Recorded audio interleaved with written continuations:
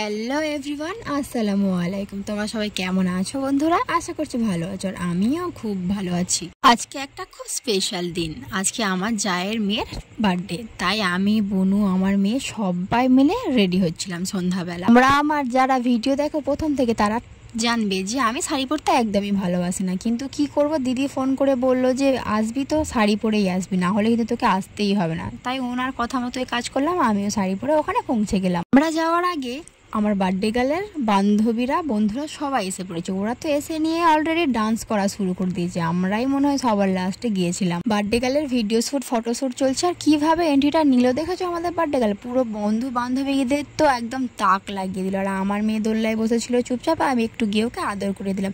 এবারে ফটোশ্যুট হবে, আমার মেয়েকে বসাতে চাইছি, ও তো একদমই বসতে চাইছিল না। আর বড়দা এদিকে এসে দেখো আমার মেয়েকে পুরো আড়াল করে দিল, ওকে তো দেখা যাচ্ছিল না। তাই আমি একটু রেগে মেগে চেঁচাচ্ছিলাম যে আমার মেয়েকে কেন তুমি আড়াল করে দিলে। ফটোশ্যুটটাও হয়ে গেল, আর আমাদের বার্থডে গার্ল আমার ভিডিওর জন্য হাই করে দিচ্ছে। বড়দা সবার জন্য মাস্ক এনেছিল, বাচ্চাদের আলাদা এবং বড়দের আলাদা, সকলকে মাস্ক দিয়ে দিয়েছিল। এবারে আমাদের পড়ার পালা। আমি তো পড়বো না, এদিকে আমার ছোট ননদ শুনবে না, আমাকে জোর করে পড়ে দিচ্ছে, আর আমার মেয়ে টেনে টেনে খুলে দিচ্ছে। আর সব বাচ্চাদেরকে বেলুন দিয়ে দিল। বলো আমাদের বার্থডে গার্লকে কেমন লাগছে? বাবলস ওড়াচ্ছে, আর সব বন্ধুরা ওকে ডিস্টার্ব করছে বলে ও রেগে যাচ্ছে। আর এদিকে চলছে কেক কাটা তোড়জোড়। আমাদের বার্থডে গার্লের কেকটা কেমন হয়েছে তোমরা আমাকে কমেন্ট করে জানিও। আমার তো খুব ভালো লেগেছে। আমাদের বার্থডে গার্লকে যেমন সুন্দর লাগছিল, কেকটাও তেমন সুন্দর হয়েছে। এদিকে একটা মজার বিষয় দেখো, কেকটা রাখতেই বার্থডে গার্ল টেস্ট করে দেখটা কেমন খেতে ছিল। আমরা সবাই মিলে ওকে বারণ করছিলাম, তাই ও শুনে নিল। এই কেকটা ঘিরে একটা কাহিনী আছে। অনেকক্ষণ আগে থেকে কেকটা আনার জন্য ছোট পাপাকে বলা হয়েছিল, কিন্তু আনছিলই না। আমরা সবাই মিলে অনেকক্ষণ ওয়েট করার পরে তারপরে ফাইনালি দাদা এলো, আর আমরা কেক কাটার পর্বটা শুরু করতে পারলাম। আমাদের বার্থডে গার্ল ওর ড্যাডাকে খুব ভালোবাসে, ওর আব্বুকে ড্যাডা বলে ডাকে। এটা সত্যি কথাই যে সব মেয়েরাই তাদের আব্বুকে অনেক ভালোবাসে। এটা সবার ক্ষেত্রেই হয়, তেমন ওর ক্ষেত্রেও। সকলকে কেক খাওয়ানো হয়ে গেল, এবারে সব বাচ্চাদেরকে কেক আর চকলেট দিয়ে দিচ্ছে। বাচ্চারা তো ভীষণ মজা করছিল ওর বার্থডেতে।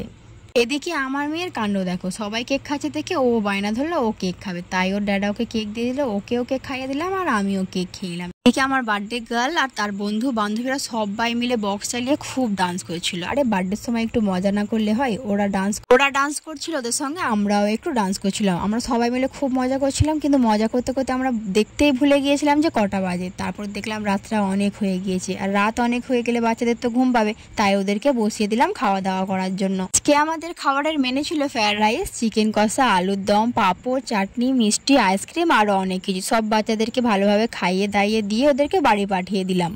আর যা কাজ ছিল সবকিছু কমপ্লিট করে নিয়ে আমরা বড়রা খেতে বসেছি। আজকে খাবারটা খুব দুর্দান্ত ছিল। আজকে আমার যাই রান্না করেছিল, এত লোকের আয়োজন সব ও নিজে হাতেই করেছিল। আমার ভিডিওটা ভালো লাগলে লাইক, কমেন্ট, সাবস্ক্রাইব করে দেবো বন্ধুরা। ভালো থেকো সকলকে, খোদা হাফেজ, বাই বাই।